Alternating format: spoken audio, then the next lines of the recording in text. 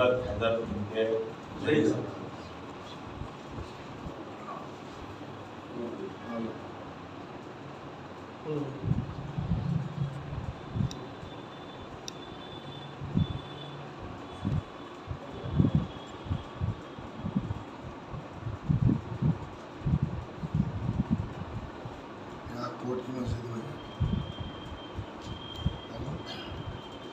کوٹ کی مسجد کے اندر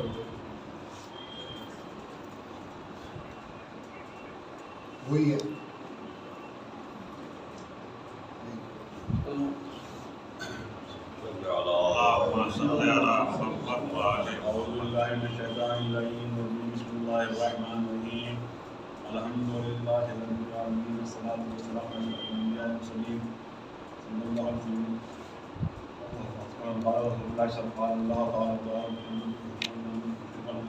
بسم اللہ الرحمن الرحیم. قضا ربک الا تعبدوا الا اياه بالوالدین احسانا اما یبلغن عندک الکبر احدهما او کلاهما فلا تقل لهما اف ولا تنهرهما وقل لهما قولا کریما واخفض لهما جناح الذل من الرحمة وقل رب ارحمهما كما ربياني صغيرا.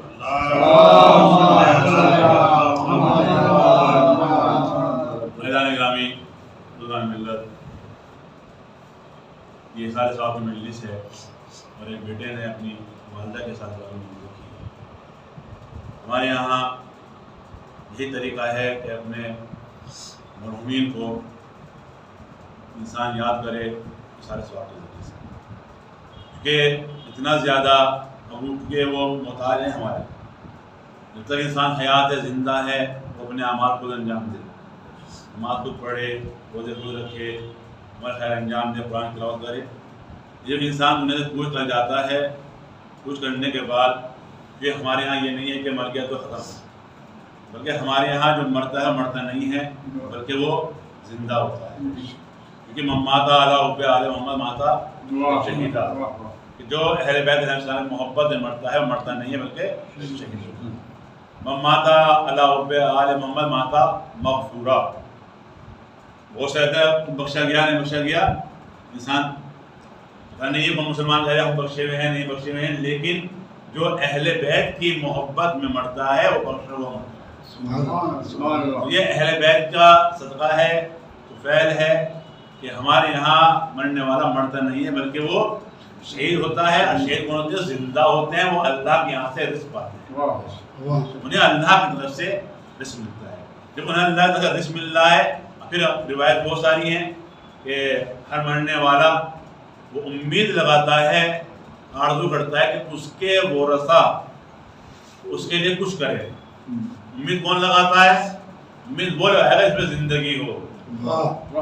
مردہ امید نہیں لگائے گا، اس میں حیات ہے. ہمیں امید ہے کام ہو جائے گا، ہمیں امید ہے وہاں چلے جائیں گے، ہمیں امید ہے آپ مدد کریں گے. امید ہے نا، امید زندہ کے لیے امید ہے. یعنی جو امید لگا رہے کون ہے؟ ہمارے مرحومین. یعنی وہ زندہ ہے، اللہ کے سے رزق پا رہے ہیں اور ہم سے امید لگائے ہوئے ہیں کہ ہمارے ورثہ ہمارے لیے کچھ کریں. تو یہ ان کی امید ہے. تو ہم روایتوں میں ہے کہ شب جمعہ ارواحیں آتی ہیں، گھر کے پاس آتی ہیں، دروازے پہ آ کے جو ہے وہ کہتی ہیں کہ تم ہمارے ورثہ، ہماری اولاد، ہمارے بچوں، تم ہمارے کیا دے رہے ہو. واقعاً اگر اولاد لائق مند ہے اور دین اور مذہب کو جاننے والی ہے تو کچھ نہ کچھ ہدیہ کرے گی. سورے کی شکل میں ضرور نہیں کہ انسان پورا کھانے کا اہتمام کرے، پورا دعوت ہو، یہ ہو نہیں.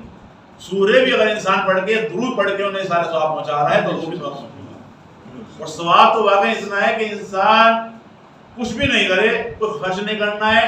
ایک ڈھیلا یا کوئی کیلے کا چھلکا راستے میں پڑا ہوا ہے اس کو اس جگہ سے ہٹا دے. کیوں ہٹا دے؟ تاکہ کوئی اس پہ پیر رکھے گر نہ جائے، اس کو ٹھوکر نہ لگ جائے، اور اس ہٹانے کو اس کا ہٹانے کا ثواب میرے والدین کو پہنچ جائے.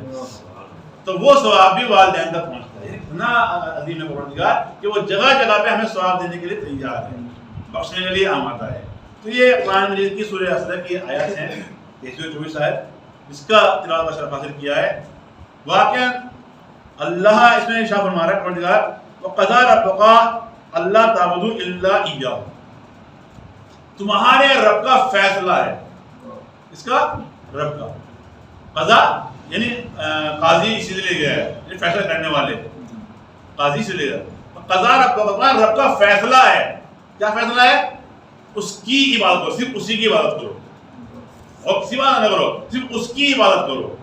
اللہ کی عبادت کرو, اللہ کا کسی کی عبادت میں کسی کو اللہ کا شریک قرار نہیں. تو کیا یہ فیصلہ؟ یہ ہوتا ہے امر, حکم. اللہ کا حکم ہے بھائی, اس کا عمل نہیں ہے, منع کیا ہے. تو حکم جو ہے وہ کیا ہوتا ہے؟ حکم جو ہے وہ پلٹا بھی جا سکتا ہے. جب قرآن مجید کے اندر آیتیں ہیں ناسخ بھی ہیں منسوخ بھی ہیں. رسول نے کوئی حکم دیا, بعد میں منع کر دیا کہ نہیں, حکم جو ہے وہ بدل بھی دیا. ایسے یہ قرآن کے اندر آیتیں ہیں کہ کچھ حکم ہوا ہے اس کو منسوخ کر دیا گیا, پھر دوسری آیت ناسخ کر دی گئی. تو کیا ہے حکم؟ کیا ہوتا ہے حکم؟ جو ہے وہ دیا جاتا ہے, اسے بدل بھی جا جاتا ہے کہ چینج کر دیا حکم کو. لیکن کیا یہ ہاں حکم نہیں ہو رہا ہے, وہ قضا اللہ کا فیصلہ ہے. فیصلے میں اب کوئی گنجائش نہیں ہے. اللہ نے فیصلہ کر دیا کہ تم صرف اسی کی عبادت کرنا, اور کسی کی عبادت اس کی اللہ کی عبادت. ایک عبادت ہے, ایک اطاعت ہے, ایک کیا ہے؟ احترام. یہ سب چیزیں الگ ہیں, سب ایک نہیں ہے. ہاں ہماری مشکل کیا ہے, ہم سب کو ایک میں لیتے ہیں. اطاعت یعنی عبادت, احترام یعنی عبادت. یہ ہو جائے گا بہت سے افراد ہم پہ جہاں ہم احترام کرتے ہیں وہ ہم پہ کفر و فتویٰ لگا دیتے ہیں کہ یہ شریک قرار دے رہے ہیں. مثال طور پر آپ نے سنا ہوگا, ہم لوگ جو لوگ زیارتوں کے لیے گئے ہیں, وہ لوگ جاتے ہیں حج زیارت کرنے جاتے ہیں امام حسین کے روزے پہ یا مشہد وغیرہ میں. تو کیا کرتے ہیں, وہ جا کے وہاں زری کو چومتے ہیں, دروازے کو چومتے ہیں, اور اس کی ڈیڑھی کو کیا وہاں چومتے ہیں, اپنے آپ کو نیچے جھکا دیتے ہیں, جھکانے بعد چومتے ہیں. کیا یہ احترام ہے؟ یہ بات نہیں ہے. یہ کیا ہے؟ احترام ہے. ہم معصومین کا احترام کر رہے ہیں, ان کی عظمت بہت بلند و بالا ہے, ان کی عظمت تک کوئی انسان نہیں پہنچ سکتا. ہم ان کی عظمت کی بنا پر اپنے آپ کو جھکا رہے ہیں, یہ عبادت نہیں ہے, نہ شریک قرار دے رہے ہیں. تو لوگ اسی لیے فتویٰ دیتے ہیں بھائی یہ شریک قرار دے انہوں نے معصومین کو. ایسا نہیں ہے. عبادت الگ چیز ہے, احترام الگ ہے, اطاعت الگ ہے. اطاعت کیا ہے؟ ارشاد اللہ کا کہ اطیعوا اللہ, اللہ کی اطاعت کرو. یا ایھا الذین آمنوا, اے ایمان لانے والو, اطیعوا اللہ, اللہ کی اطاعت کرو. ورسولہ, اور رسول کی اطاعت کرو. واولی الامر منکم, کیا اطاعت نہیں, اللہ کی اطاعت, اللہ کی عبادت بھی ہے, اللہ کی اطاعت بھی ہے. اللہ کی عبادت بھی ہے, اللہ کی اطاعت بھی ہے. یعنی موحد ہونا, موحد دو طرح کے ہیں. ایک وحدانیت ماننا شیطانی ہے. شیطان کیا اللہ کو رب نہیں ماننا تھا؟ ماننا تھا.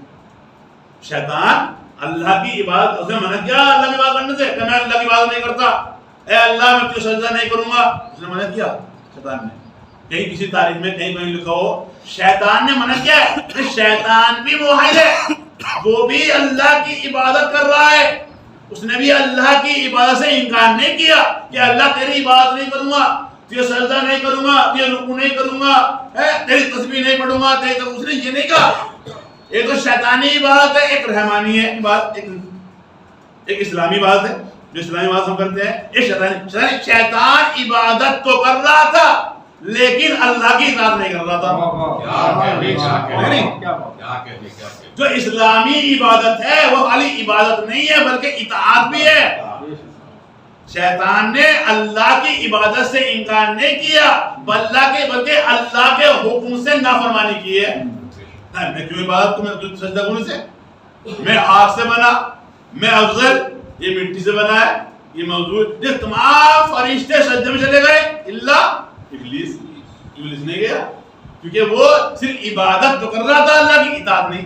تو اللہ کی عبادت بھی ہے, اللہ کی اطاعت بھی ہے. جیسے اللہ کی اطاعت ہے ویسے ہی رسول کی, ورسول ہی, وہ اطیعوا اللہ واطیعوا الرسول, اور اللہ کی اطاعت کرو اور رسول کی اطاعت کرو. اور پھر کیا, واولی الامر منکم, دیکھ اللہ کی اطاعت رسول کی اطاعت میں دو اطاعت کا ذکر آیا. اطیعوا اللہ, اللہ کی اطاعت کرو, واطیعوا الرسول, اور رسول کی اطاعت کرو. واولی الامر منکم, یہاں لفظ اطیع کا استعمال نہیں ہوا ہے, یہاں لفظ اطیع نہیں آیا ہے. واطیعوا اولی الامر منکم نہیں, واولی الامر منکم, یعنی واو آگے بتلا رہا ہے کہ جیسی اطاعت رسول کی ہے بعین ہی ایسی اطاعت اولی الامر کی ہے.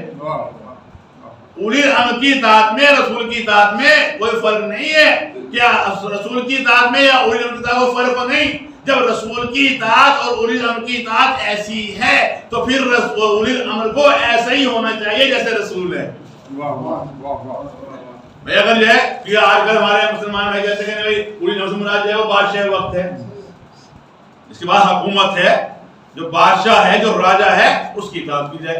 ایک طرف تو یہ بھی کہتے ہیں کہ اولی الامر سے مراد جو بادشاہ وقت ہے، اور دوسرے سے خلاف کھڑے ہوئے بھی ہیں، ہے نہیں؟ عجیب المیہ ہے. کہہ رہے ہیں بادشاہ وقت اولی الامر ہے، جو ہمارا راجا ہے بادشاہ ہے وہ اولی الامر ہے. دوسری طرف جو ہے اس کو الٹا سیدھا کہہ بھی رہے ہیں. بھائی تم تو خاموشی سے تم تو کوئی حق ہی نہیں پہنچتا کچھ کہنے کا.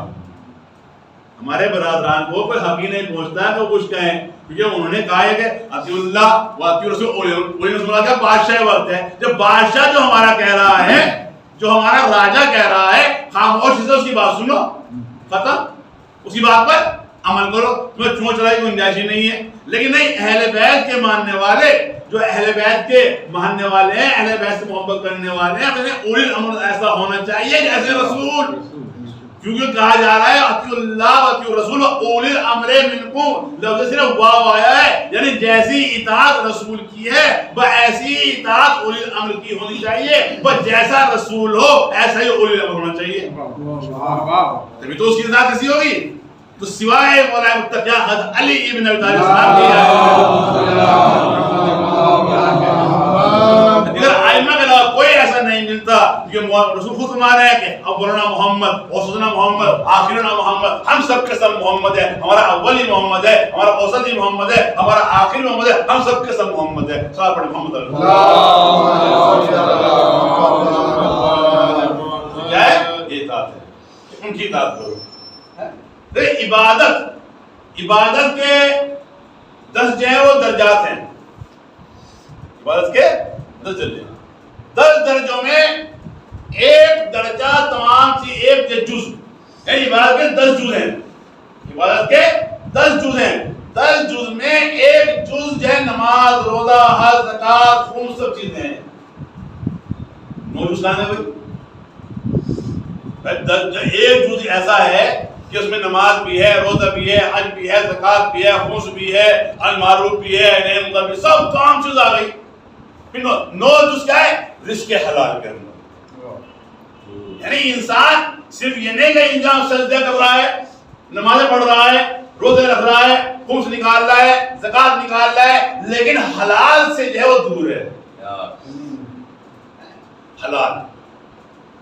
حلال کی کوشش کرے. یعنی انسان صرف یہ نہیں کہ عابد تو ہے لیکن حرام بھی کھا رہا ہے.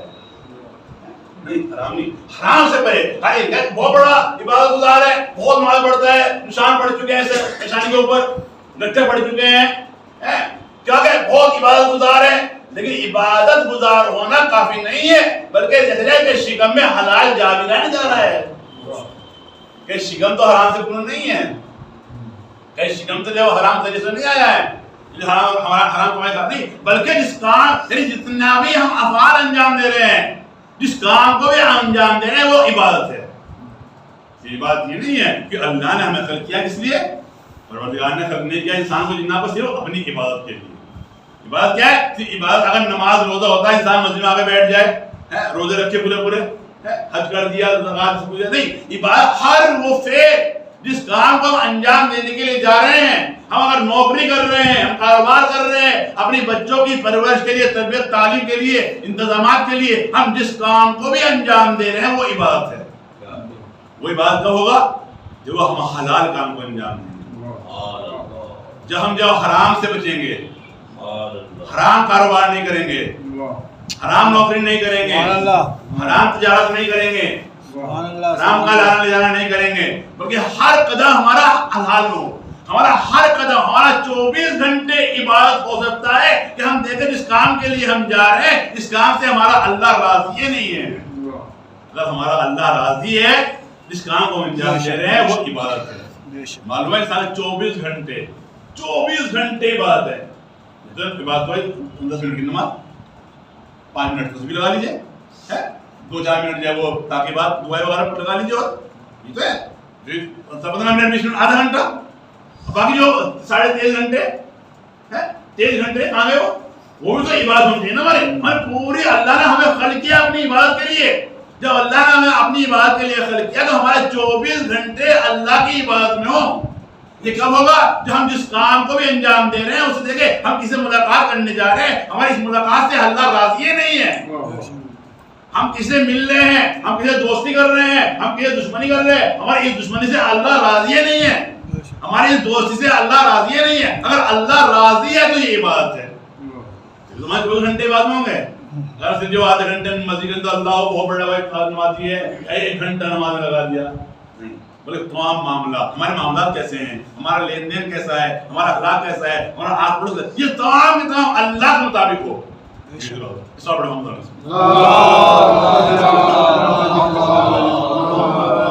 اللہ وقضا ربک الا تعبدوا الا اياه, صرف اللہ کا میری عبادت کرو صرف, اور کسی کی بات نہیں, نہ کسی کو شریک قرار دو. کہ اللہ شرک ایسا گناہ ہے, اللہ تمام گناہ معاف کر سکتا ہے. ہم نے نماز نہیں پڑھی, ہوتا ہے اللہ معاف کر, جب ہم متوجہ ہوں اسی بات ہم گڑگڑائیں روئیں کہ اللہ ہم سے غلطی ہوئی, ہم نے نماز نہیں پڑھی, ہم نے روزے نہیں رکھے, حج ہم پر واجب ہو گئے, ہم نے حج نہیں کیا, ہم نے خون سے نہیں نکالا, ہو سکتا ہے اللہ معاف کر دے, لیکن شرک کو اللہ معاف نہیں کرے گا. اگر ہم کسی کو اللہ کا شریک قرار دے رہے ہیں تو اللہ اسے ہرگز جو معاف نہیں. شرک جیسا بڑا گناہ ہے. تو ہم اللہ کی عبادت کریں, کیا اللہ کی اطاعت کی جائے, اللہ کی عبادت کی جائے. تو اطاعت کیا ہے؟ اطاعت وہ ہے اللہ کی. شیطان بھی اللہ کی عبادت کر رہا ہے, لیکن شیطان اللہ کی اطاعت نہیں کر رہا ہے. لیکن اسلام کہہ رہا ہے کہ جہاں اللہ کی عبادت ہے وہاں اللہ کی اطاعت بھی ہے. اللہ کی اطاعت کرو گے تو کامیاب ہوگے. ٹھیک ہے,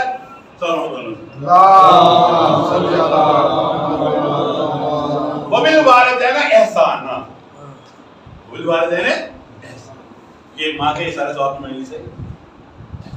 اور سب سے والدین کے حقوق مانگے تھے. وبالوالدین احسان, اور اپنے والدین کے ساتھ کیا کرو؟ احسان. ایک احسان ہے کہ جو ہم اپنی زبان میں سمجھتے ہیں, بھائی میں نے آپ سے کہا آپ ذرا 10,000 روپے دے دیجیے, آپ نے دے دیے, یہ احسان ہو گیا. میں نے آپ سے طلب کیا, مانگا, آپ نے دے دیے, یہ کیا بھائی بہت بڑا احسان کیا تم نے, کیا کہیں تمہارے احسان کے, بہت شکر گزار ہیں, بہت احسان کر دیا. یہ احسان, کیا یہی احسان کے بارے میں کہا جا رہا ہے کہ اپنے والدین سے احسان کرو؟ نہیں. قرآن کا احسان اور کچھ ہے, ہمارا احسان کچھ اور. ہماری زبان کا, ہمارے لینگویج میں یا ہمارے معاشرے کے اندر جو احسان ہے کچھ اور ہے. کسی نے کسی کی مدد کر دی, احسان کر دیا, بھائی بہت احسان, ہم تمہارے بہت شکر گزار ہیں, بہت احسان مند ہیں, بہت احسان کیا آپ نے ہم پر, آپ نے ہماری فلاں ٹائم مدد کر دی, فلاں بیماری میں ہمارا ساتھ دے دیا, فلاں چیز میں ساتھ دیا. کیا احسان؟ کیا والدین کے ساتھ بھی احسان نہیں؟ احسان نہیں. احسان والدین ہے, احسان کرو ان کے ساتھ, کرو احسان. احسان کیا ہے؟ احسان یعنی کہ یہ جب وہ بڑھاپے پہنچ جائیں, جب وہ تم جوان ہو چکے ہو, بڑھاپے پہنچ جائے, اب ان کے ساتھ احسان کرو. احسان کیا یعنی کہ ان کے کہنے سے پہلے ان کی ضرورت کو پورا کرنا. یہ نہیں کہ والدین ہمیں طلب کریں, ماں کہے, باپ کہے, بھائی یہ دوا لا کے دے دو, میرا علاج کرا دو, مجھے اس چیز کی ضرورت ہے, میرے کھانے کا یہ دل چاہ رہا ہے, مجھے وہ کھانے کو لا دو, مجھے جوس لا دو, بلا نہیں, بلکہ ان کے کہنے سے پہلے وہ چیز وہ کام کر دیا جائے کہ وہ کہے بھی نہ آپ سے, اس کام کر دیا جائے. نہیں کہ ہم کا پہلے وہی ہمارے باپ ہمارے سے کیا ہے, پہلے باپ ہم سے مانگے اپنی زبان میں, یہ تو مطلب ہو گیا. باپ کہے یعنی کہ ہماری زبان میں یہ کہ باپ ہم سے مانگے. کتنے افسوس کی بات ہے, ہم یہ امید لگا رہے ہیں کہ باپ ہمارا ہم سے مانگے, ہمارا باپ ہم سے مانگے, ہم سے طلب کرے, ہماری ماں ہم سے مانگے, ہم تمہارے سامنے ہاتھ پھیلائے, ہم سے کہے. کیا یہ اللہ کو ہے بات؟ اور واقعا فرمایا جا رہا ہے کہ اگر اپنے والدین کو کچھ عطا بھی کرنا ہے, کچھ دینا بھی ہے تمہیں, تو اس طرح دو کہ تمہارا ہاتھ نیچے ہو, ان کا ہاتھ اوپر.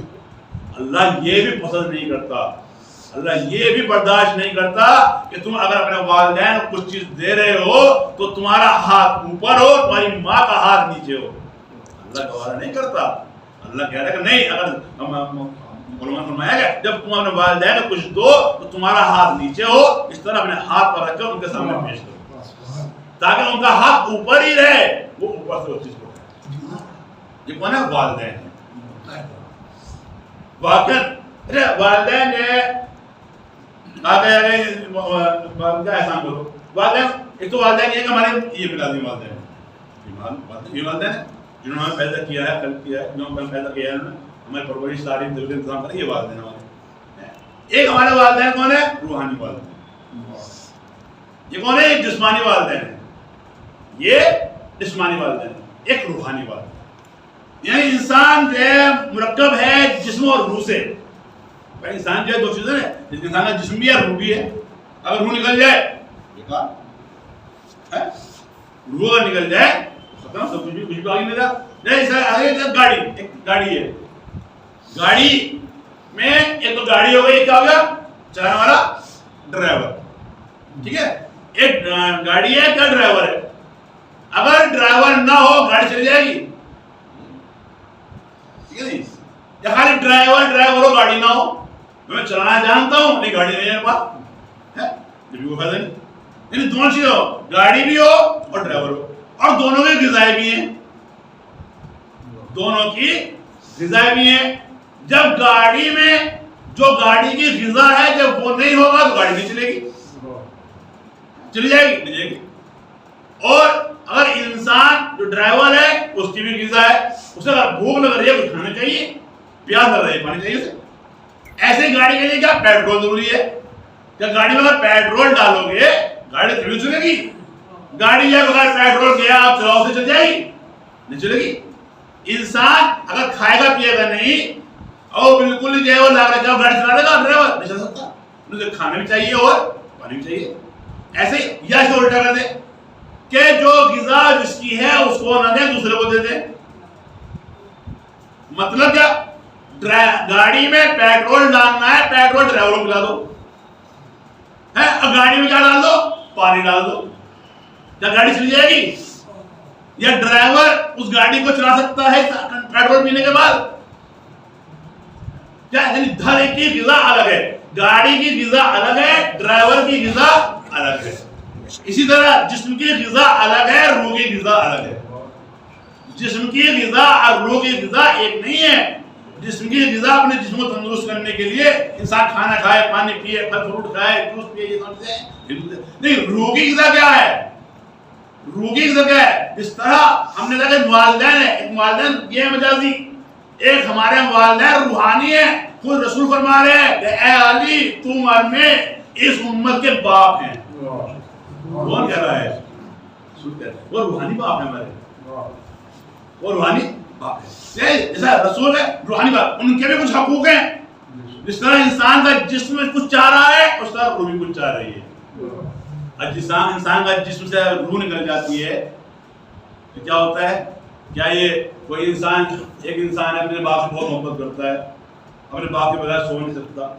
لیٹ نہیں سکتا کہنا بھی نیند ہی نہیں آتی میں باپ کے پاس ہی لیٹتا ہوں نہیں ٹھیک ہے بہت محبت کرنے والا ہے بہنتا محبت کرتا ہے ایک انسان ایک بچہ جوان جب اپنے باپ کے بغیر نہیں لیٹ سکتا سوتا باپ مر جائے اب جسم جو ہے وہ مردہ ہو چکا ٹھیک ہے وہ تو نہیں رہی جسم مردہ ہو چکا اب اس سے کہو کہ تم ان کے پاس لیٹ جاؤ جس طرح تم پہلے کہتے ہیں میں باپ کے بغیر سو نہیں سکتا باپ کی برابر میں لیٹوں گا کہا کہ نہیں لیٹ ہے کیونکہ اس میں نقصانات زیادہ ہیں ایک کیا ہے ایک تو ڈر خوف ہے ٹھیک ہے دوسرا تعفن پھیلنے خطرہ ہے وہ بیماری بدبو وغیرہ تو انسان کیا جس سے اتنی محبت کر رہا ہے جب روح جسم سے نکل گئی ہے وہ محبت کہاں گئی وہ محبت کہاں چلی گئی وہی تو انسان ہے وہی تو جسم ہے وہی تو کچھ ہے وہی باپ ہے وہی بیٹا ہے جو اتنی محبت کر رہا ہے اپنے باپ کے بغیر سو نہیں سکتا باقی برابر میں بغل میں لیٹے گا اب کیوں نہیں لیٹ رہا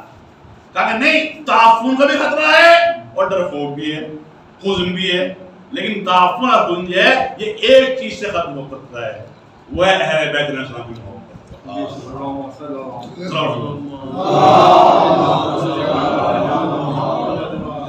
یہ اہل بیت سے اگر محبت دل میں ہے تو پھر کسی کا کوئی ڈر نہیں ہے جب اہل بیت کی محبت انسان کے دل میں پیدا ہو جاتی ہے تو پھر وہ یہ نہیں دیکھتا کہ تلوار اس پر آ پڑے اور تلوار میں جا پڑے ابھی تو جو ہے وہ امام حسین کے اصحاب نے کہا تھا کہ ہمیں اس بات خوف نہیں ہے ڈر نہیں ہے کہ تلواریں ہم پر آ پڑے ہم تلوار میں جا پڑے یہ اہل بیت کی محبت ہے.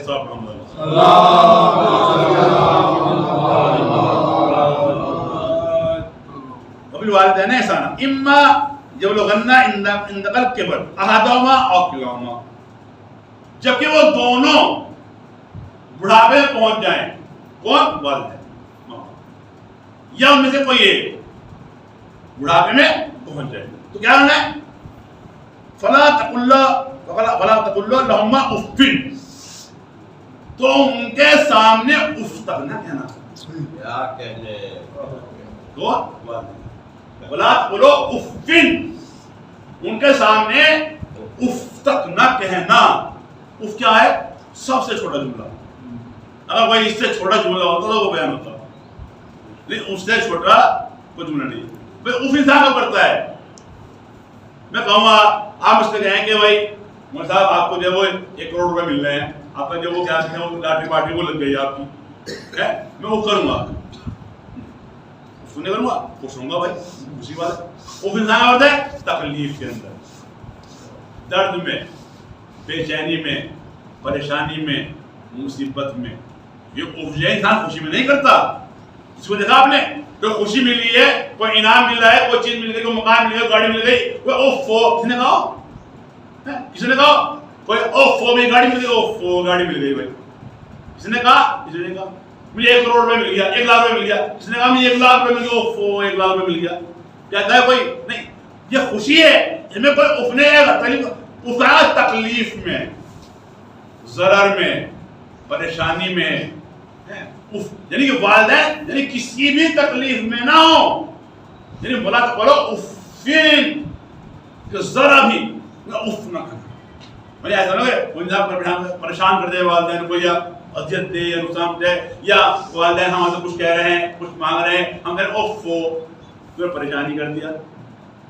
والدہ نے کہا بیٹا ہمارے دوائی لے آئی، دیا نا، ہم دوائی لے کے آ گئے، اس میں کوئی چیز گیا جوس لے کر تھا، جوس بھی ڈاکٹر نے کہا جوس پینا ہے، بھائی جوس بھی لے آنا، اوفو تم نے پریشانی کر دیا، ابھی دوائی منگائی تھی اب جو جوس کے لیے بھیج دے، ہے نہیں ہوتا ہے نا ہم سب، یہ کیا گناہ ہے، گناہ برداشت نہیں کرتا، بالکل بلا اور افین، جب وہ کبریاء بڑی بڑھاپے میں پہنچ جائیں، اف تک نہ کہنا، جو بزرگ ہو چکے ہیں، بوڑھے ہو چکے ہیں، وہ تمہارے محتاج ہیں، تم انسان اف کہو گے نہیں، بالکل خندہ پیشانی سے پیش آنا۔ ہو سکتی ہے کہ انسان اگر پریشان حال بھی ہے، جوان اپنا جوان ہے، اس کے ماں باپ ہیں، تو ان کے سامنے کبھی اپنا رونا نہ رو،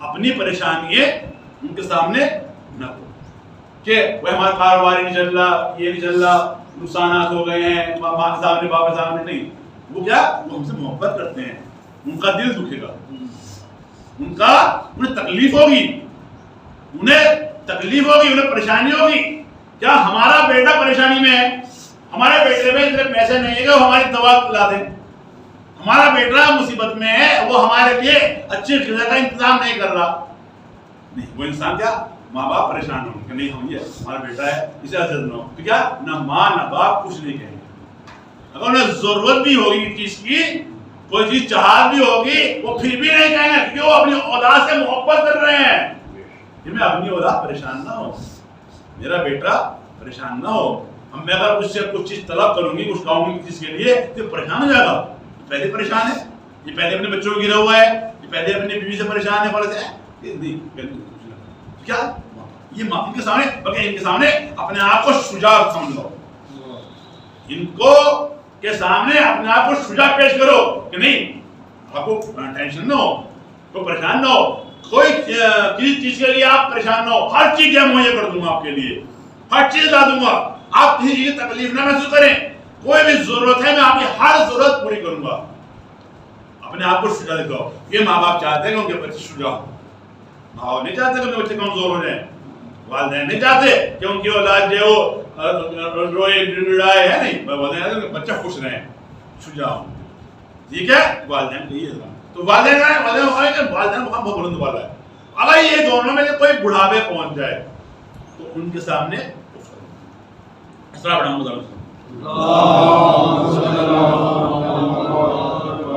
ولا تنہرہما وقل لہما قولا کریما، ولا تنہرہما، یعنی ان دونوں میں سے کسی کو بھی جھڑکنا نہیں.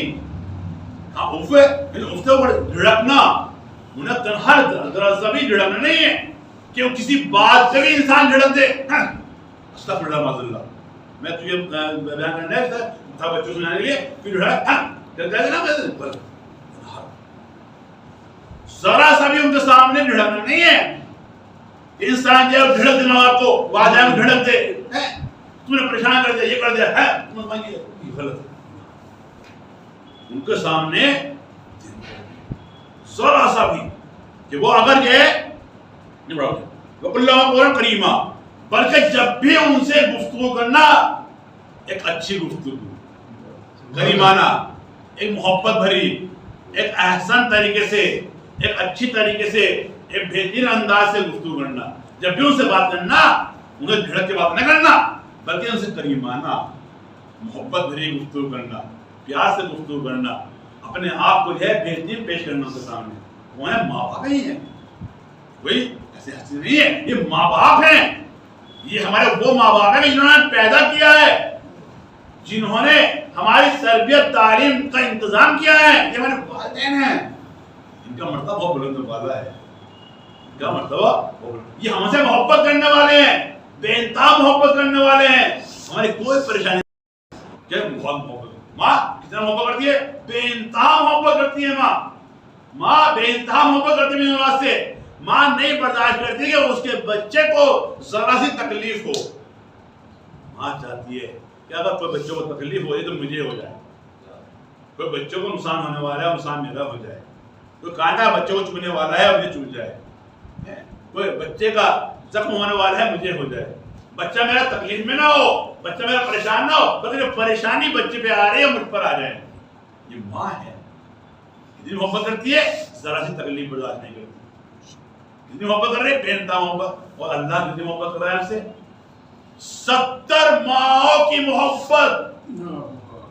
جب ایک ماں کی محبت اتنی ہے کہ وہ اپنے بچے کی ذرہ برابر بھی تکلیف برداشت نہیں کرتی تو ہمارا پروردگار ہمارا خالق ہمارا رب ہمارا اللہ ہم سے 70 ماؤں سے زیادہ محبت کرتا ہے. جو ہمارا اللہ ہم سے 70 ماؤں سے زیادہ محبت کرتا ہے تو اس کی محبت کتنی ہوگی. اس کی محبت کتنی ہے. اس کی محبت کتنا ہے ہم جو صحیح و سالم ہے اپنے کاروبار کر رہے ہیں کام کر رہے ہیں ہر چیز اس کی محبت ہے اس کی عنایت تو ہے. اس کی عنایت اتنی ہے کہ ہم گناہ اگر کر بھی دیتے ہیں غلط کام حرام کام ہم کر بھی دیتے ہیں تو ہمارا اللہ ہم پر عتاب نہیں کرتا عذاب نہیں کرتا. اور یہاں تو زیادہ بڑی بات ہے. اور ہمارا اللہ اگر فرشتے کہتے ہیں کہ اے اللہ اس کے گناہ کو ہم لکھ لیں اللہ کہتا ہے کہ ابھی نہ لکھو. اب اس نے گناہ کیا تو نہیں ہے اب گناہ کر بھی دیا ہے ہم نے تو اللہ کا فرشتے کہتے ہیں پروردگار اب تو اس نے گناہ کر دیا ہے ہم لکھ لیں. کہا کہ نہیں ہو سکتا ہے گناہ کرنے کے بعد متوجہ ہو جائے یہ پشیمان ہو جائے یہ شرمندہ ہو جائے. میں تو غفور الرحیم ہوں میں تو ستار العیوب ہوں میں تو اس کے عیب کو چھپانے والا ہوں میں تو اس کو معاف کرنے والا ہوں میں تو اس کو بخش کرنے والا ہوں میں تو اس سے اتنی محبت کرتا ہوں کہ 70 ماؤں سے زیادہ محبت کرتا ہوں. جب اس کی ماں اتنا محبت کرتی ہے اتنا پیار کرتی ہے کہ میرے بچے کو ذرا سی اذیت نہ ہو ذرا نقصان نہ ہو تو میں تو اللہ ہوں اتنی محبت کرتا ہوں. پھر اللہ اتنی محبت تو کس طرح میں اللہ آج سے جہنم کے حوالے کر دے گا. نہیں اللہ نہیں چاہتا. اللہ چاہتا ہے بندو اگر تم سے گناہ ہو بھی گیا ہے تو میری بارگاہ میں آ جاؤ توبہ کر لو استغفار کر لو مجھ سے معافی مانگ لو میں تمہارے گناہ کو معاف کر دوں گا. پھر اللہ نہیں چاہتا کہ جس کو اللہ نے اپنی عبادت کے لیے خلق کیا ہے اسے جہنم کی آگ کے حوالے کر دے. نہیں جہنم کی آگ جو ہے وہ اللہ کے بندوں کے لیے نہیں ہے بلکہ ان کے لیے جو اہل بیت کے دشمن ہیں.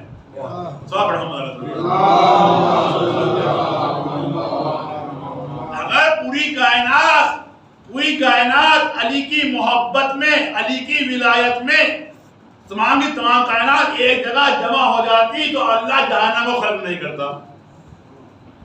اللہ نے جہنم جو ہے وہ جو علی کے دشمن ہیں جو اہل بیت کے دشمن ہیں ان کے لیے جہنم کر دی اللہ نے.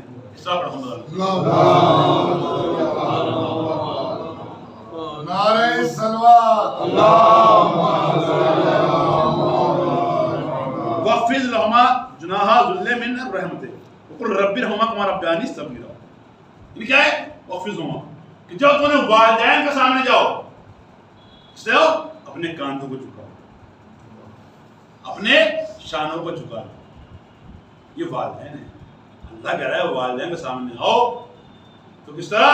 अपने कांधों को झुका कर आओ, अकड़ कर नहीं, सीना तान कर नहीं, गरूर में नहीं, तकब्बुर में नहीं है कि मैं बहुत पैसे वाला हूँ, मेरे पास जो है बहुत बड़ी डिग्री है, मेरे माँ बाप जाहिल हैं, मैं तो बहुत पढ़ा लिखा हूँ, है मैं तो जज हूँ, वकील हूँ, मैं तो फला हूँ, मैं तो बैरिस्टर हूँ, फला हूँ। नहीं, ये वालिदैन हैं, ये माँ बाप हैं। कितने ही बड़े हो जाओ, इनके सामने छोटे हो, इनकी औलाद हो।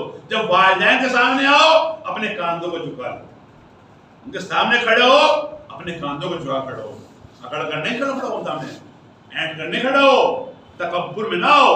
तुम कितने ही बड़े हो जाओ, अगर वालिदैन जाहिल भी हैं, पढ़े लिखे भी नहीं हैं, फिर भी अपने इल्म पर गरूर ना करो कि तुमने जो इल्म हासिल किया है तुम्हारे वालिदैन की मेहनत है जो तुमने इस काबिल हुए हो। क्या करने अगर वालिदैन जो तुम्हारी तरबियत का इंतजाम न करते, तुम्हें स्कूल ना भेजते, पढ़ाते लिखाते ना, तुम्हें इस काबिल न बनाते, क्या इस डिग्री पर पहुंच जाते, इस कुर्सी को हासिल कर लेते, इस मकाम तक पहुंच जाते? नहीं, ये वालिदैन की मेहरबानी है, ये वालिदैन की दुआएं हैं, ये वालिदैन को करम है जो हम इस मकाम पहुंचे। वालिदैन इंसान जो है एक वालिदैन को इंसान जिंदगी में फरामोश न करे और आखिरत में भी, मरने के बाद भी, जिंदगी में भी और मरने के बाद। ये नहीं कि सिर्फ वालिदैन जिंदगी में है, मरने के बाद इंसान भूल जाए, या इंसान जब मरने के बाद याद कर रहा है, जिंदगी में कोई अहमियत नहीं, जिंदगी में भी और मरने के बाद। और वाकई ये अगर अपनी औलाद के हक में दुआ करते हैं तो इनकी दुआ अल्लाह परवरदिगार वालिदैन की दुआ औलाद के हक में बहुत जल्दी कबूल करती है। वाकई रिवायत में है कि अगर इंसान के वालिदैन से भूल भी कर जाए, बन जाए, इंतकाल कर जाए, तो इंसान शुक्रमंद ना हो, बल्कि जाओ उन्हीं कब्र पे जाओ, उन्हीं कब्र पे जाने के बाद अल्लाह की बारगाह में दुआ करो ताकि अल्लाह हमारी दुआ कबूल करे। क्या कि हम तो बहुत दुआ करते हैं, हमारी दुआ करने नहीं, उसी खुश रहत भी हैं। हम वालिदैन के कब्र के पास जाएं, माँ की बाल के कब्र के पास जाएं, पहले उनके लिए दुआ करो, उनकी मग़फ़िरत की दुआ करो, फिर अपने लिए दुआ करो। वालिदैन का इतना मकाम है कि इंसान अगर वालिदैन के तवस्सुल से, उनके जरिए से अल्लाह की बारगाह में दुआ करता है तो परवर उसकी दुआ कबूल करता है। कौन है? हमारे माँ बाप हैं। जब ईमान माँ बाप का यह भी मकाम है जो हमारे मजाजी माँ बाप है, जो हमारे रूहानी वालिदैन है, जो आइम्मा मासूमीन है, उनकी कब्र पे जाकर हम दुआ करें तो हमारी दुआ उनके वसीले से, उनके जरिए से, अगर इंसान पंजाब पाक के सदके में, अहले बैत के सदके में, शोहदाए करबला के सदके में, इमाम उस्मान के सदके में अगर इंसान कोई अल्लाह की बारगाह में दुआ करे तो यकीनन उसकी दुआ कबूल होगी। ये वाला रूहानी बात है। क्या है? उनके सामने जाओ तो कान झुका कर, अकड़ना होना चाहिए, करुणा आना चाहिए, तकब्बुर ना हो तुम्हारे अंदर, और फिर दुआ करो वक़ुल रब्बिरहमा कमा रब्यानी सगीरा। और कहो रसूल का उनसे कहो कुल रब्बिरहमा कमा रब्यानी सगीरा, कि अल्लाह इन पर रहम कर, इस तरह पर उस तरह रहम कर जैसा इन्होंने हमारे सगीर में रहम किया था, जैसा इन्होंने हमारे बचपन में रहम किया था उसी तरह रहम कर। इंसान के दर्जात है, जब इंसान शिकम में है, क्या है? जनीन है, पैदा हो गया बच्चा। सगीर कब है इंसान? सगीर जो है बालिग होने से पहले क्या है? क्या है? ये सगीर है। जब बालिग हो गया फिर जैसे बोल ऊपर आ गया, जवान हो गया। लेकिन बालिग होने से पहले का हिस्सा कौन सा है? सगीर का हिस्सा है। शिगम में है, सगीर नहीं है। माँ की आगोश में है, सगीर नहीं है। लेकिन बच्चे जब माँ के आगोश से उतर के आ गया जो वो सगीर कहलाया। बच्चा पैरों से नहीं लगा, कहा सगीर है। कब तक? सिन्ना बलूग। हुजूर सरवर कहना हर मोहम्मद आपके वालिद जो किस तरह है, तुम कहा रसूल कहो, किस तरह इन्होंने हम पर रहम किया है, ان پہ رحم کا اس طرح کہ صاحب بچپن میں انہوں نے ہم پر رحم کیا ہے، حالت صغیر میں انہوں نے اس طرح ہم پر رحم کیا ہے، اس طرح تو ان پر رحم کر۔ رسول کے والد رسول کی پیدائش سے پہلے انتقال کر چکے، رسول کی والدہ جب رسول یا آغوش میں ہے، والدہ بھی رسول کو بلوغ تک کس نے پرورش کری، رسول کی بلوغ تک کس نے پالا، کس نے پرورش کری، کہا ہے کما رب آنی صغیرہ، دعا کرو ان کے لیے، یعنی تمہاری یہ بھی صرف ماں باپ وہ ماں باپ نہیں ہوتے جنہوں نے پیدا کیا ہے، بلکہ ماں باپ وہ بھی ہوتے ہیں جو بچوں کو پالتے ہیں، صرف پیدا کرنے والے ماں باپ نہیں ہوتے ہیں، بلکہ یہ کہاں چلا گیا اس وقت میں کہ بڑا بھائی بھی باپ کے منزلت میں ہے، یعنی بڑا بھائی باپ کی، جس طرح باپ کا مقام ہے ایسے ہی بڑے بھائی کا مقام ہے، یعنی بڑے بھائی کو بھی اپنا باپ مانو، یعنی بڑے بھائی کو بھی اپنا باپ سمجھو، استاد جو ہے اس باپ کو استاد بھی باپ، اور پھر محمد رسول اللہ میرے ولی امت کے کہ بچہ جب صغیر ہوتا ہے تو جس یہ نہیں کہ پیدا کیا نہیں، بلکہ اگر بچے کو تربیت اور تعلیم کا انتظام کیا ہے تو کما رب آنی صغیرہ، جس کنڈیشن میں صغارت میں تھا، بچہ صغیر تھا، چھوٹا تھا، جس طرح انہوں نے مجھ پر رحم کیا ہے اس طرح تو بھی ان پر رحم کر۔ تو رسول کے پیدائش سے پہلے ان کے والد کا انتقال ہو گیا، رسول آغوش میں ماں کا انتقال ہو گیا، اب دیکھیں کہ رسول پر کس نے رحم کیا، رسول کو پالا کس نے۔ اے مسلمانوں، تمہارے لیے تمہاری ضرور نہیں ہے کہ تم ابو طالب یا فاطمہ بنت اسد کے لیے دعا کرو، نہیں، تمہاری دعا کی ضرورت نہیں ہے، بلکہ اللہ خود کہہ رہا ہے کہ دعا کرو رسول ان سے اس طرح دعا کرو کہ ان پر اس طرح رحم کر جس طرح بچپن میں انہوں نے ہم پر رحم کیا۔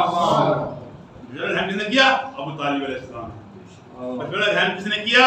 فاطمہ بنت اسد ہے، انہوں نے تو پالا ہے رسول کو، انہوں نے تو رسول کی تربیت کی، انہوں نے تو رسول کو جا پالا ہے، انہوں نے تو رسول کو جا اپنے آغوش میں لیا ہے، انہوں نے تو وہ ہے کہ جو اپنے بچوں کو بستر پر لٹا دیتے، رسول کو اٹھا کر اپنی جگہ لٹا دیتے، رسول کی تاکہ حفاظت کرتے ہیں۔ رسول کی کس نے حفاظت کری ہے؟ جناب ابو طالب نے۔ مسلمان کتنے فتوے لگاتے ہیں، اتنی باتیں کرتے ہیں، کوئی فرق پڑنے والا نہیں ہے، کیونکہ رسول ان کے لیے دعا کر رہے ہیں۔ جب عام انسان اپنے والدین کے لیے دعا کرتا ہے تو اللہ دعا کو سنتا ہے، تو رسول جس کے لیے دعا کر رہے ہیں، اے اللہ ان پر رحم کر، اے اللہ جناب ابو طالب پر رحم کر، اے اللہ فاطمہ بنت اسد پر رحم کر، اس طرح رحم کر جس طرح انہوں نے مجھ پر رحم کیا۔ اللہ رسول کی دعا سن رہے ہیں، آپ رحمت اللہ رسول تو کیا ہمارا رب آنی والدین سے یہ دعا کرو، رب ہما ہمارا رب آنی، اللہ پر رحم کر، اس طرح انہوں نے بچپن میں رحم کیا، بچپن میں رحم کر ہوا، یعنی انسان واقعی کسی نے معلوم کیا رسول سے کہ یا رسول اللہ میں نے اپنی ماں کو حج کرا دیا، میں نے ان کا پورا دھیان رکھتا ہوں، پورا خیال رکھتا ہوں، کھانے پینے خیال رکھتا ہوں، ہر چیز خیال کرتا ہوں، ان کو پریشان نہیں ہونے دیتا، ان کو تکلیف نہیں ہونے دیتا، کیا میں نے ان کے حق کو ادا کر دیا؟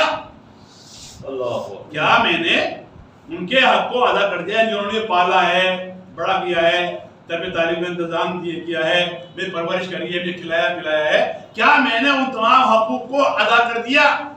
رسول نے کیا کہا کہ نہیں، ابھی تم نے اس حق کو بھی ادا نہیں کیا، اس رات کا کہ جب تم نے بستر گیلا کر دیا تھا اور تمہاری ماں نے تمہیں اس گیلے بستر سے اٹھا کر سوکھے بستر پر بٹھایا اور خود اس گیلے پر لیٹ گئی، یعنی ایک رات کا ماں کا اپنے بچے کو گیلے سے اٹھا کر سوکھے میں لٹا دینا اور خود اس گیلے بستر پر لیٹ جانا، اس کا حق بھی تم نے ادا نہیں کیا۔ تم نے حج کرا دیا، حق ادا کر دیا، تم نے زیارت کرا دی، حق ادا کر دیا، تم نے دوائی لا دی، حق ادا کر دیا، تم نے کھانے کو دے رہے ہو، حق ادا کر دیا، نہیں، حق ادا نہیں کر سکتے، کیونکہ ان کے محبت میں، ان کے پیار میں اور تمہارے کرنے میں بہت فرق ہے۔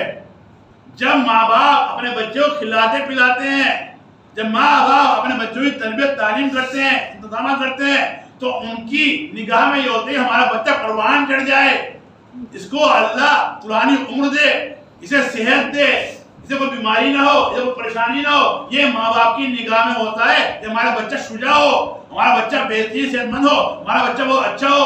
جب بچے اپنے ماں باپ کی خدمت کرتے ہیں بڑھاپے کے اندر تو یہ سوچتے ہیں پروردگار کہ جلدی سے جلدی ہم ان کی خدمت کر لے تو کہیں ایسا نہ ہو کہ مر جائیں۔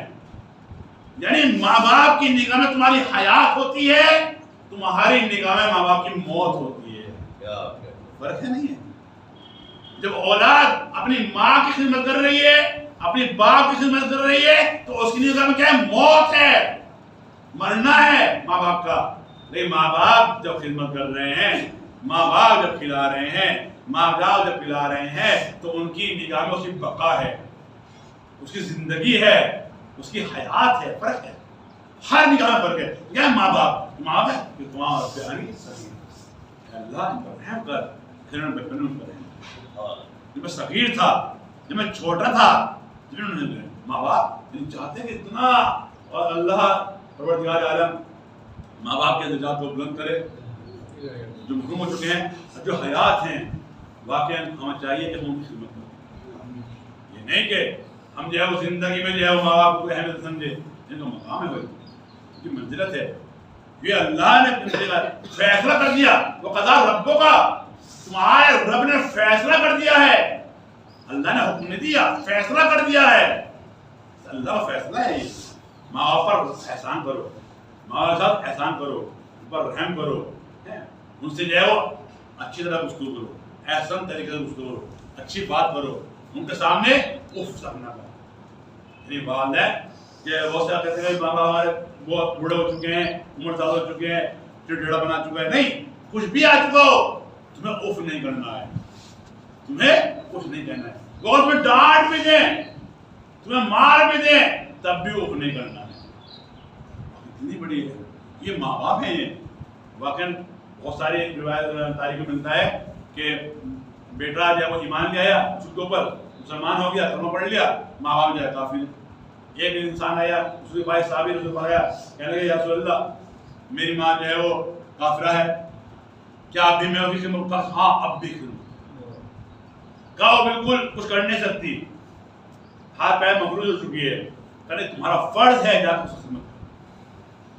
اگر اس کے ہاتھ پیر بھی نہیں ہے، ہاتھ پیر مفلوج ہو چکی ہے، ہاتھ پیر اٹھ نہیں رہے ہیں، تم اس کی خدمت کرو۔ جب بچہ آتا ہے، وہ جوان آتا ہے، آنے کے بعد ماں خدمت کرتا ہے، اے بیٹا تم پہلے ہمارے دین پڑھتے تو اس طرح نہیں تھے، اب تم ہمارا بہت دھیان رکھتے ہو، بہت خیال رکھتے ہو، اور یہ کھانے پینے کا جگہ کہا کہ تمہیں کس نے بتایا؟ کہا میرے رسول نے بتایا، کہا ہمارے رسول نے سکھایا ہے، ہمارے رسول نے کہا کہ مجھے بھی ان کا کلمہ پڑھو، مجھے بھی ان کا کلمہ جو ہے پڑھو۔ یہ کیا ہے؟ یہ ماں باپ، یہ اسلام ہے، دین ہے۔ ماں باپ اگر کافر بھی ہیں پھر بھی ان کا اکرام ہے، پھر بھی ان کی منزلت ہے۔ ہم مسلمان ہیں، مومن ہیں تو بڑی بات ہے۔ انسان ہم اللہ کے ماننے والے ہیں، ہم اسلام کے ماننے والے ہیں، ہم دین کے ماننے والے ہیں، ہم اس طرح اس کام کو انجام دیں جس طرح اللہ چاہتا ہے، جس طرح اہل بیت چاہتے ہیں، جس طرح رسول چاہتے ہیں۔ ہم ان کی اتباع میں، ان کی پیروی میں زندہ تاکہ اللہ ہمارے عمل کو قبول کرے۔ ماں باپ جن نے ہم پر کرم کیا ہے، ہم اگر دنیا میں ہیں، حیات ہیں، ہم ان کے سامنے ان کی خدمت کریں۔ اگر دنیا سے کوچ کر چکے ہیں تو ان کے لیے سارا ثواب کریں، ہم قرآن کی تلاوت کریں، ہم دعائیں مغفرت کریں۔ انسان کچھ نہ کرے، ہر نماز کے بعد ایک فاتحہ سورہ الحمد پڑھنا ہے، سورہ قل اللہ پڑھنا ہے، ثواب پہنچا دینا ہے۔ بڑا کام نہیں ہے۔ نماز آپ نے پڑھی، آپ نے فوراً فاتحہ پڑھ دی۔ اگر آپ فاتحہ بھی نہیں پڑھ سکتے، صرف اتنی دعا کر لو پروردگار ہمارے والدین کی مغفرت کر دے۔ ہم میں اتنی صلاحیت بھی نہیں ہے، اتنا علم نہیں ہے، ہم جانتے بھی نہیں ہیں، ہم الحمد نہیں پڑھ سکتے، قل اللہ نہیں پڑھتے، ہم کہتے ہیں یہ جملہ تو کہہ سکتے ہیں کہ اے اللہ ہمارے ماں باپ کی مغفرت کر دے، ہمارے ماں باپ کو بخش دے، ہمارے ماں باپ کو جوار اہل بیت میں جگہ نہ سنوا۔ یہ دعا تو کرتے ہیں، جب دعا کرتے ہیں تو وہ دعا وہاں تک پہنچتی ہے، ماں باپ کو سکون ملتا ہے، والدین کو سکون پہنچتا ہے کہ ہمارے بچے ہمارے لیے دعا کر رہے ہیں، ہماری اولاد ہماری مغفرت کے لیے دعا کر رہی ہے۔ یہ انسان یہ نہیں کہ وہ انسان جو اپنا کام میں لگا ہوا ہے، اپنے بیوی بچے ہیں، اپنے نہیں، انسان ہر چیز کا ایک مقام ہے، ہر ایک کی منزلت ہے، ہر ایک کا ایک مرتبہ ہے۔ ماں باپ کی خدمت الگ ہے، بیوی کا الگ حقوق ہے، اولاد کے الگ حقوق ہے۔ اگر ہم سب کے حقوق کو ان کے اعتبار سے پورا کریں گے کوئی جھگڑا نہیں ہے، کوئی لڑائی نہیں ہے، تو ہم یہ اس کا جو حق ہے اس پر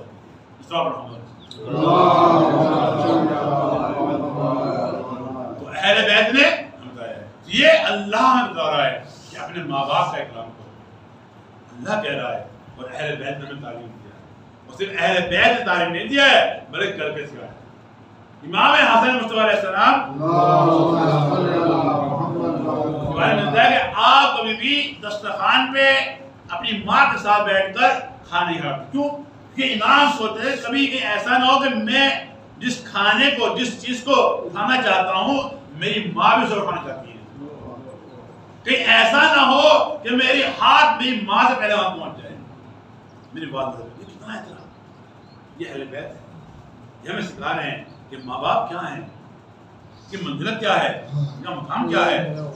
انسان واقعاً اگر کوئی انسان ہوگا شاید اہل بیت کا ماننے والا، اہل بیت کا محبت کرنے والا کہ جو اپنے ماں باپ کا اکرام نہ کرے، شاید کوئی انسان ہو، کہ ہمارے اتنا تعلیم دی گئی ہے، اتنا بتایا گیا ہے کہ ماں باپ کا مقام کتنا بلند و بالا ہے، شاید کوئی انسان ہو بالکل راہ راست سے ہٹ چکا ہو کہ جو ہے اپنے ماں باپ کا اکرام یا احترام نہ کر سکتا ہو، نہیں تو ہر انسان جانتا ہے کہ ماں باپ کا مرتبہ مقام کتنا بلند و بالا ہے۔ ایک انسان جو ہے جنگ کا ٹائم تھا، ایک بہت بڑا بہادر شجاع تھا، وہ بھی جنگ کے لیے آگے رسول کے پاس کہا ہم جو ہے جنگ کرنی ہے، کہا رسول اللہ میں جنگ کے لیے جانا چاہتا ہوں لیکن میری ماں چاہتی ہے کہ نہیں تم جنگ کے لیے نہ جاؤ بلکہ تم میری خدمت کرو، تم جنگ کے لیے نہ جاؤ بلکہ میری خدمت کرو، میرے پاس رہو۔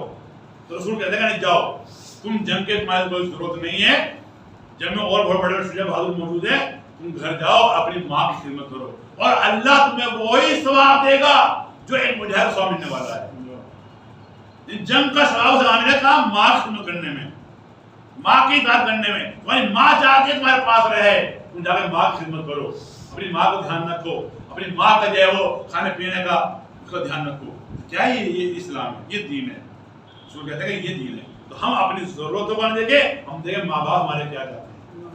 میں نے پہلے بیان کیا ہے ماں باپ کو اس طرح عطا کیا جائے، اس طرح ان کی فرمائشیں ان کا کام کو پورا کیا جائے کہ وہ ہم سے کہیں اس سے پہلے اپنے کام کو پورا کر دیا جائے۔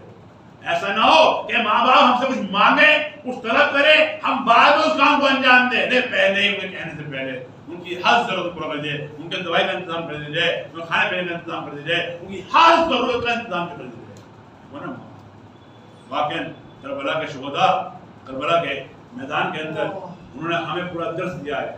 کربلا کا میدان ایسے نہیں ہے کہ جیسے صرف جنگ ہوئی ختم ہو گئی، نہیں، بلکہ یہاں ہر کردار موجود ہے، یہاں ماں کا کردار ہی موجود ہے، یہاں اولاد کا کردار ہی موجود ہے، یہاں بھائی بہن کی محبت بھی موجود ہے، یہاں بھائی بھائی کی محبت بھی ہے، یہاں دوستوں کی محبت بھی ہے۔ کربلا وہ مقام ہے، وہ درس گاہ ہے جہاں سے ہر انسان فیض یاب ہوتا ہے، ہر طرح کا درس، ہر طرح کا کردار کربلا کے میدان میں موجود ہے۔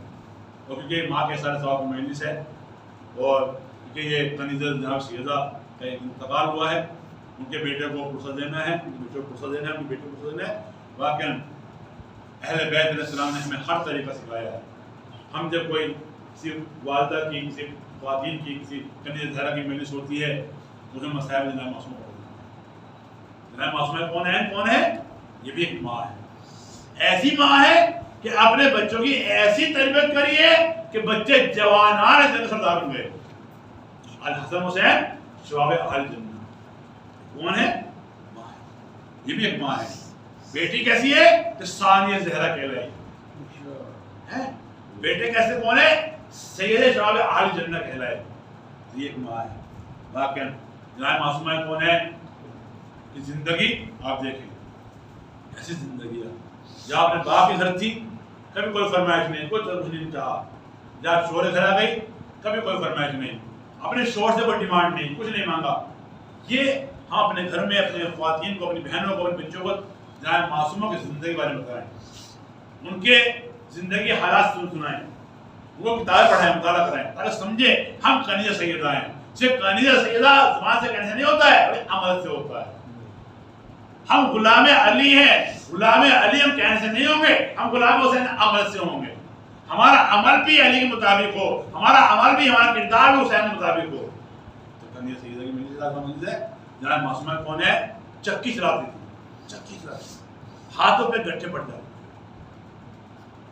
جب رسول سے کہا گیا کہ فاتحہ چکی ہو جاتی ہے یا رسول اللہ کوئی چیز تعلیم کیجیے, کچھ چیز دیجیے, کوئی نسخہ بتائیے, رسول خدا نے بہترین چیز دی ہے, بہترین تحفہ دیا ہے نام ہوگا تسبیح زہرا.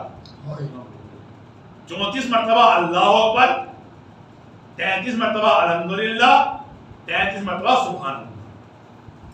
یہ کس نے تعلیم دیا ہے؟ رسول خدا نے تعلیم دیا ہے. یا سیدہ تسبیح پڑھو, 34 مرتبہ اللہ اکبر, 33 مرتبہ الحمدللہ, 33 مرتبہ سبحان اللہ. ہم تاکیبات میں پڑھتے ہیں, نماز میں پڑھتے ہیں, دعائیں پڑھتے ہیں, تسبیح پڑھتی ہیں, مطلب کیا تسبیح کی بہت زیادہ فضیلت ہے. ہم نماز سے فارغ ہونے کے بعد پہلے تسبیح پڑھیں, پھر اور دعائیں پڑھیں, اور دعائیں فضیلت ہے, لیکن تسبیح بہت. وہ جو ہے وہ امام کی حدیث ہے کہ تسبیح زہرا کی فضیلت 1000 سنت نمازوں سے افضل ہے تسبیح زہرا. سبحان اللہ. 1000 رکعت سنت نمازوں سے افضل ہے تسبیح معصومہ کونین پڑھنا. سبحان اللہ, الحمدللہ, اللہ 34 مرتبہ اللہ.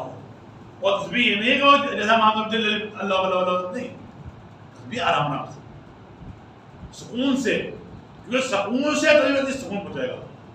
یہ ہمیں اطمینان دے گا, ہمارے ذہن کو سکون پہنچائے گا, ہمارے دل کو سکون پہنچائے گا. اللہ اکبر, اللہ اکبر, اللہ اکبر, الحمدللہ, الحمدللہ, سبحان اللہ, سبحان اللہ, سبحان اللہ. جلدی جلدی نہیں, جلدی جلدی پڑھو, فوراً باہر لگ جاؤ مسجد سے نہیں, اطمینان سے نماز پڑھو. فارغ ہونے بعد تسبیح معصومہ بہت زیادہ فضیلت ہے. اور علماء فرماتے ہیں کہ انسان اپنے پہلو کو نہ بدلے, اور فرمایا کہ اپنے پہلو کو جیسے نماز ختم کری اسی کنڈیشن میں, اسی حالت میں تسبیح معصومہ پڑھیں, تسبیح زہرا پڑھیں, پھر اللہ کی بارگاہ میں دعا کریں بغیر پہلو بدلے. انشاءاللہ اللہ اس کی دعا قبول کرے گا. بہت زیادہ فضیلت ہے. معصومہ کی تسبیح پڑھنے کے بعد معصومہ کے توسل سے, ذریعے سے اللہ کے بارگاہ میں دعا کریں, اے اللہ تجھے تیری کنیز خاص کا واسطہ, ہم تیری کنیز خاص کا واسطہ دے رہے ہیں, ہماری فلاں مشکلات اس کو حل کر دیں, لیکن پروردگار حل کرے گا. کیا ہے یہ پڑھنا بہت فضیلت ہے. تو معصومہ کو تسبیح زیادہ دی, معصومہ چکی میں چلاتی ہے, ایک دن اپنے کام خود کام کرتی ہے, ایک دن جب کنیز کام کرتی ہے. ایسا نہیں ہے کہ معصومہ خود کام نہ کرتی ہو, اپنے نوکرانیوں سے اپنے کنیز نہیں, معصومہ درس دے رہی ہے, ہم بتلا رہی ہیں کہ خود بھی کام کرو. معصومہ ایک دن خود کام کرتی ہے, ایک دن جو کنیز کام کرتی ہے. جس دن معصومہ جب آخری وقت آیا, ایک مرتبہ آج ہے معصومہ کام انجام دے رہی ہیں, بچوں کو نہلا دھلایا, کپڑے پہنائے, کہا کہ بچے جاؤ نانا کے روزے پر جاؤ, بازار پر جاؤ, میری ماں کے ہاتھ میں دیا, کھانا ہی بنا رہی ہیں, چکی چلا رہی ہیں. ایک مرتبہ مولا کہتے ہیں کہ میں کیا بات ہے, کہا میں نے بابا کو خواب میں دیکھا. بابا آئے تھے, بابا کہہ رہے تھے اے فاطمہ ان قریب میرے پاس آنے والی ہو, ان قریب تم سے ملاقات کرنے والی ہو. ایک مرتبہ علی چلے جاتے ہیں, معصومہ کون کام انجام دیتی ہیں, پھر اپنی کنیز کو بلاتی ہیں, اسما کو بلاتی ہیں کہ اسما میں نے کھانا تیار کر دیا ہے, میرے بچے باہر گئے ہوئے ہیں, جب بچے آ جائیں تو آنے کے بعد میرے بچوں کو پہلے کھانا کھلائیں. اے اسما میں حجرے میں جا رہی ہوں, اور جب تک میری تسبیحوں کی آواز آتی رہے سمجھ لیں تمہاری شہزادی زندہ ہے, اور جب یہ آواز آنا بند ہو جائے تو سمجھ لیں تمہاری شہزادی دنیا سے پوچھ سکتی ہے. یہ معصومہ کون ہے؟ یہ معصومہ وہ ہیں کہ جن پہ اتنی مصیبتیں پڑی ہیں, اتنے مسائل پڑے ہیں, رسول کی رسالت کے بعد ان کے سلطت علیہ مسائل ہیں. اے بابا تمہاری بیٹی پر اتنے مسائل پڑے ہیں کہ اگر روشن دن پر مسائل پڑھتے تو سیاہ رات گزر ہو جاتے. اتنے مسائل پڑے ہیں. مطلب کہتی ہیں اسما میں حجرے میں جا رہی ہوں, اور اس میں میری تسبیح و تحریر کی آواز آتی رہے, سمجھ لیں تمہاری معصومہ زندہ ہے, اور جب آواز آنا بند ہو جائے سمجھ لیں تمہاری معصومہ تمہاری شہزادی دل سے پوچھ کر چکی. ایک مرتبہ شہزادی حجرے میں جاتی ہیں, تسبیح و تحریر کرتی ہیں, تھوڑی دیر کے بعد آواز آنا بند ہو جاتی ہے. ایک مرتبہ اسما آتی ہیں, حجرہ کھولتی ہیں, دیکھتے کہ ہے معصومہ قبلہ رخ لیٹی ہوئی ہیں, اسما دروازے کو بند کرتی ہے. شہزادے آتے ہیں, آنے کے بعد سلام کرتے ہیں اے اسما تم پر ہمارا سلام ہو. یہ مرتبہ اسما کہتی ہے شہزادو آؤ پہلے کھانا کھا لو. یہ مرتبہ شہزادے آگے بڑھتے ہیں اور کہتے ہیں کہ اے اسما تم نے کبھی دیکھا ہے کہ ہم نے اپنی ماں کے بغیر کچھ کھایا ہو؟ اے اسما تم نے کبھی دیکھا ہے کہ ہم نے اپنی ماں کے بغیر کچھ کھایا ہو؟ اے اسما ہماری ماں کہاں ہے؟ ایک مرتبہ اسما مجبور ہو جاتی ہے, حجرے کی طرف اشارہ کرتی ہے. ایک مرتبہ شہزادے حجرے میں داخل ہوتے ہیں, دیکھتے کیا ہے کہ والدہ گرامی دنیا سے کوچ کر گئی. ایک مرتبہ اپنے چھوٹے اماؤں ٹھیکا والد کے پاس آتے ہیں, کہتے ہیں کہ اے بابا ہم یتیم ہو گئے, ہماری ماں دنیا سے کوچ کر گئی. ایک مرتبہ مولا آتے ہیں, آنے کے بعد اس میں کفن کا انتظام کرتے ہیں کہ معصومہ وصیت کر چکی تھی کہ اے علی تم نہیں مجھے غسل دینا, تم مجھے کفن پہنانا, اے علی میرا جنازہ تاریخ شب میں اٹھانا, اے علی فلا خدا کو میرے جنازے میں آنے نہ دینا. تمام قصدیں معصومہ کر چکی ہے. ایک مرتبہ علی غسل کا انتظام کرتے ہیں, غسل دیتے ہیں اور غسل دیتے دیتے ایک مرتبہ مولا کائنات کی چیخ نکلتی ہے. ایک مرتبہ چیخ نکلتی ہے. ایک صحابی نے بعد میں معلوم کیا اے علی تم نے خیبر کو اکھاڑا ہے, تم نے مرو کو پچھاڑا ہے, ہم نے تمہاری زبان سے کبھی ایسی چیخ نہیں سنی. اور کیا بات تھی؟ اے کہتے ہیں کہ میری شہزادی ایسی مصیبت میں گرفتار تھی, ایسی پریشانی میں گرفتار تھی, میری شہزادی کی پسلیاں ٹوٹ چکی تھی, لیکن کبھی شہزادی نے مجھ سے کوئی شکوہ نہیں کیا کہ اے علی میری پسلیاں ٹوٹ چکی ہے. میں جب غسل دے رہا تھا تو میرا ہاتھ شہزادی کی پسلی پر پہنچا, میری چیخ نکل گئی, غسل دیا, کفن پہنایا. ایک مرتبہ بچوں سے کہا کہ بچوں آؤ اپنی ماں سے رخصت ہو لو. زینب آگے بڑھتی ہے, رخصت ہو لیتی ہے. ام کلثوم آگے بڑھتی ہے, رخصت ہوتی ہے. امام حسن آگے بڑھتے ہیں, رخصت ہو لیتے ہیں. ایک مرتبہ مولا علی نے حسین کی طرف دیکھا, حسین ایک کونے میں کھڑے ہوئے رو رہے ہیں. کہا بیٹا حسین آؤ آگے اپنی ماں سے رخصت ہو لو. ایک مرتبہ حسین کہتے ہیں کہ اے بابا جب تک میری ماں مجھے نہیں بلائے گی میں اپنی ماں سے رخصت نہیں ہوگا. ایک مرتبہ بندے کفن کھلتے ہیں تو ہاتھ برآمد ہوئے, اے میرے لال حسین آ جا, میری آغوش سے نپٹ جا. حسین آگے بڑھے, اپنی ماں سے نپٹ گئے. ایک مرتبہ کہتے ہیں کہ اے ماں آج میں نے کہا تو آپ نے مجھے بلا لیا, کل ایک وقت آئے گا کربلا کا میدان ہوگا, شیر کا خنجر ہوگا. اے ماں شیر کا خنجر ہوگا, میں چاہتا ہوں اس وقت بھی مجھے آنا اور آ کر میرے سر کو اپنی دانوں پر رکھ لینا.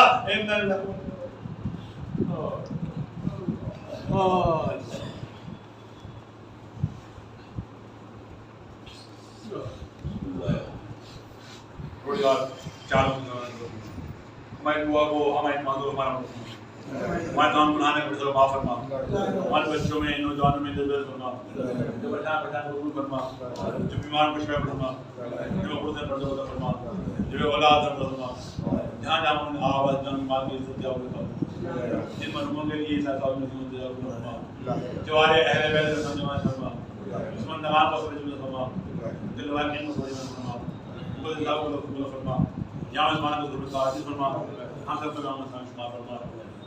ایک مرتبہ سورہ ہم, تین مرتبہ سورہ نکات حضرت بنت زہیر